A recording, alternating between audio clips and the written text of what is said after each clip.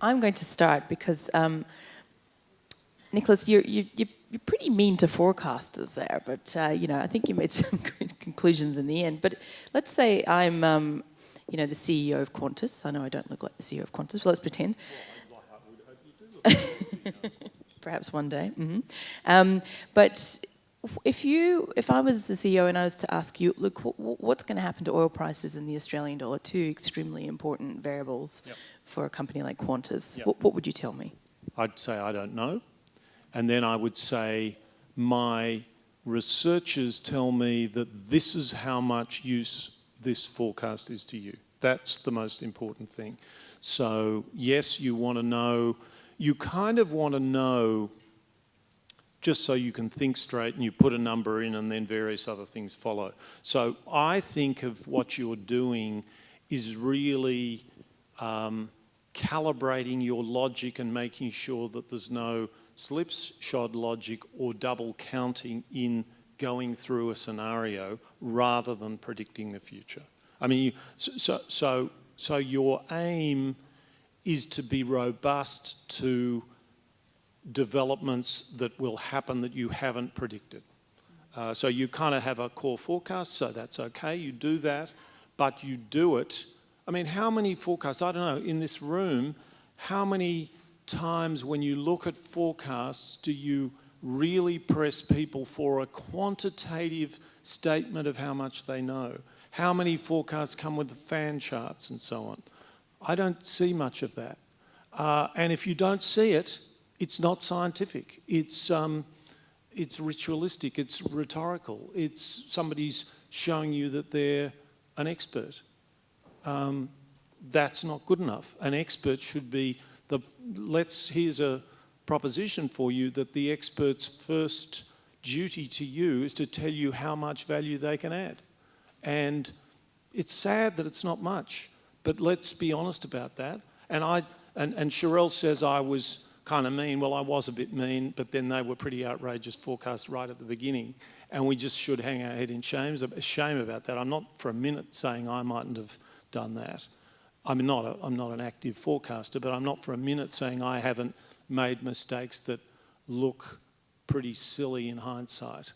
But I do try and exemplify what Elon Musk and Charlie Munger were saying there, which is we're little creatures, we don't know very much. And the cleverest among us, if we're sophisticated about our cleverness and not lording it over other people, often we'll add sort of 2 or 3% more value, not much more than an educated layperson. That's what Philip Tetlock suggests. It's really worth thinking about, and that's what meteorologists know. That's how they deliver their expertise.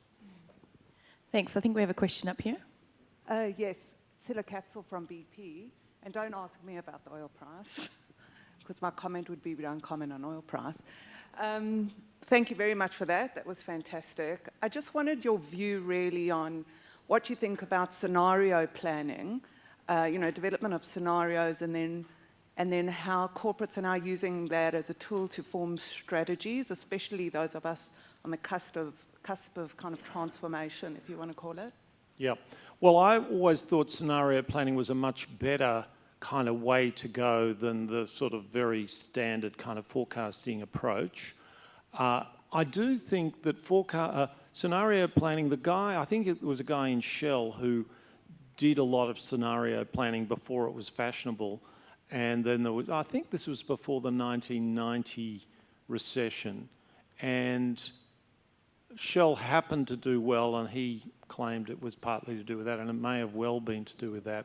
And then scenario planning became all the rage. And that tends to be that grates on me because it's kind of done badly, and people get caught up in the fad, if you like. But I basically like the idea of scenario planning. Again, just be aware that it's also artificial. So we create these scenarios and they've got cute little names and so on. And they're really trying to get our intuition going and getting and they do stimulate a sense of our own ignorance. And that's a good thing. But my core idea of planning is preparing to be resilient to stuff happening that you didn't expect. And this is just one possible way to do that. Thank you. Any more questions from the floor? Yes, we've got one up here.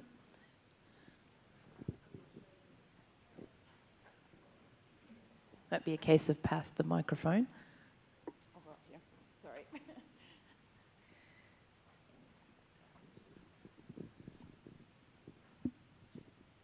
Hi, Nicola Nielsen from PwC. I'm really interested in the analogy you draw to meteorology, and one of the core principles you said was repetition. Repetition is really easy in meteorology when you can make hundreds of predictions every day across the world, and lots of that's applicable. You know, rain is caused by the same things, regardless of how developed the economy is. It's a bit more complicated than that, but yeah, you're right. It's a physical system and not a human system. Yeah, and it's easy to develop and test confidence intervals when you have that repetition of predictions. Yep.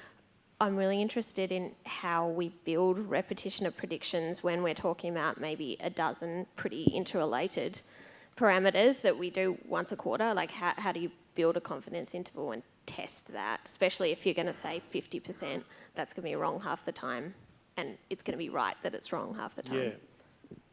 So that's a really tough question, and the answer. So there's kind of two. I think you can look at it as a scientific question, then you go directly into the fact that you're confronted with the fact that economists know so little. They make out that they know a lot, but nobody can. It's virtually impossible to prove anything in economics for precisely the sort of reason that you're talking about. So I don't think you'll end up with a very scientific.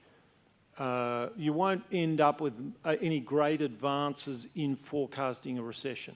And if you wanted to ask me an even harder question, which I'll now ask myself, how long would it take you to start proving up who's right and who's good and who's bad in forecasting recessions, because they happen once every 10 years or so on. So maybe I'm just talking through my hat.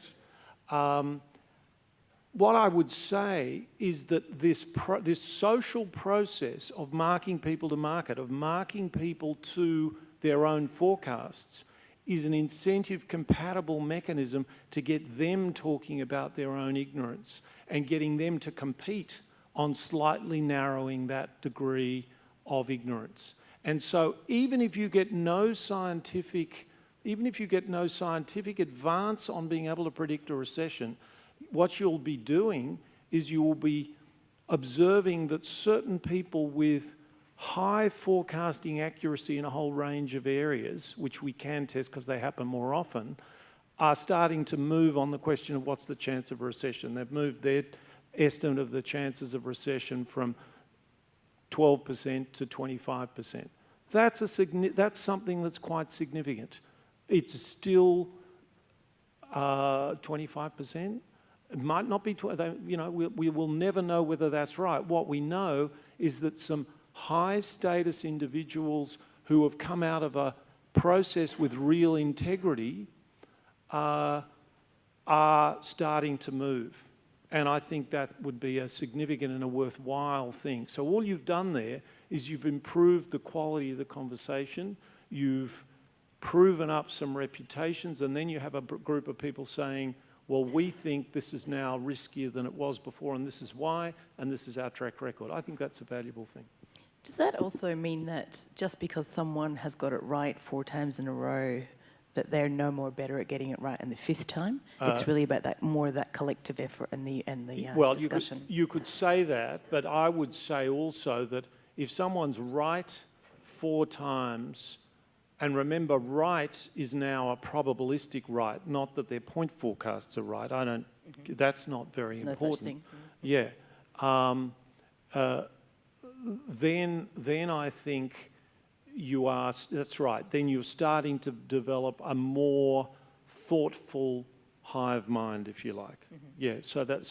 I think that's right. You're trying to eke out of this private competition some public good of knowledge. Mm-hmm. Thank you. I think we have a question, David. Yeah. Hi, Nicholas. David Alexander from Barton Deakin. Question about budget forecasting.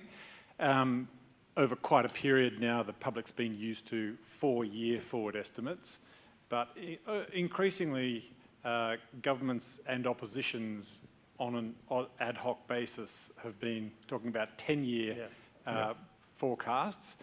I have some doubts about whether the public are well placed to juggle the variances between 10 years and 4 years, but are there general principles around when those 10-year forecasts might be more useful than unuseful, and are there certain 10-year forecasts that perhaps should be required in the budget as a matter of course? Well, certainly, you know, 10-year demographic forecasting is to be trusted a lot more than 10-year economic forecasting for kind of reasons that I think most people can understand. I think generally the way the forecasting is done is fine. It's a straight line and we just say, look, it's kind of ridiculous for us to pretend that we know more than that, unless we have a particular reason for saying that there will be an event here and that's changed the suggestion of the trajectory. It's just deeply upsetting that we're so irresponsible as to say, look at this graph, we get back to surplus eventually if we take it out far enough, and we've been progressively taking it over the last 10 years, we keep taking it out further. And we're doing it all again.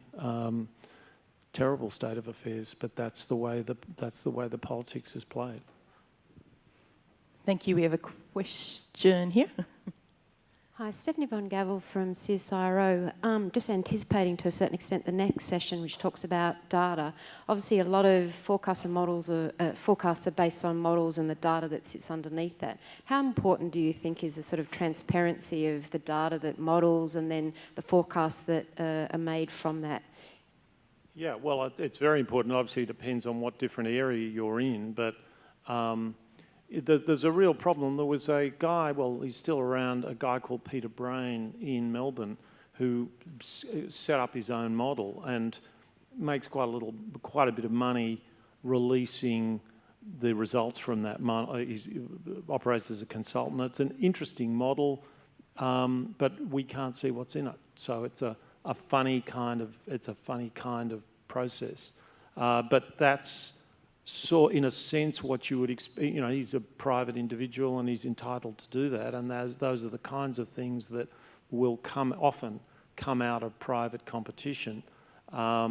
So that again pushes me in that direction that I spoke about at the end of trying to get some pressure for governments to release models, for whoever we can to release those models, and to be transparent about data, absolutely. Thank you. One more question, thanks. Jenny Murray from First State Super.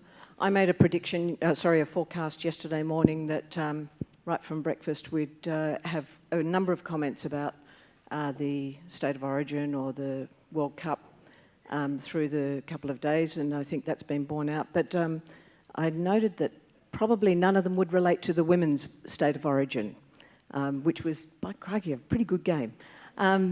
Anyway, I just wanted you to comment on the use of polls to forecasting when it comes to elections and things, as opposed to... Yeah, well, that raises for me a whole set of associations, really, because we show an obsessive interest in the will of the people, the opinion of the people, and we don't show much interest at all in the considered will of the people. And there's an American academic called James Fishkin who developed the methodology behind what he called a deliberative poll. And a deliberative poll would involve many hours of work with the people who you're polling to get them to understand an issue. You know, I guess all I would say is it's a pity that, again, it's kind of, polling is kind of a little bit too close to junk, which is what I've been suggesting quite a bit of forecasting is we haven't really thought through what do we want out of this polling. And if we did, I think we would do it rather differently. Thank you. We have to wind up the the session. So thank you, Nicholas, for your contribution to the State of the Nation conference. That was an incredibly interesting and entertaining presentation, and my forecast is that you'll be invited back next year. So we now have a panel session on empowering consumers in the new economy, so stay tuned for that one. Thank you.